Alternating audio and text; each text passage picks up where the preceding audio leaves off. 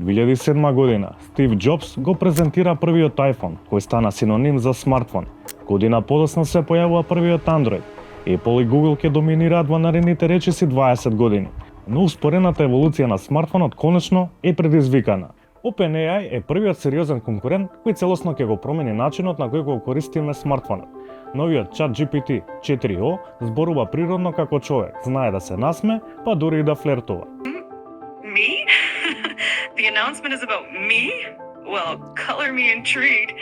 Are you about to reveal something about AI? Асистентот во реално време препознава слики, текст, аудио и видео.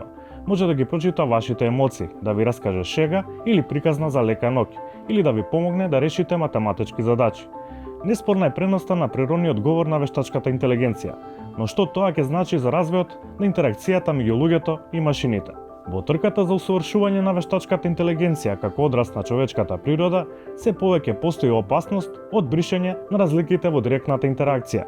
Човечката имитација сепак има ограничувања, пристрасност од програмерите и корпоративни цели за профит.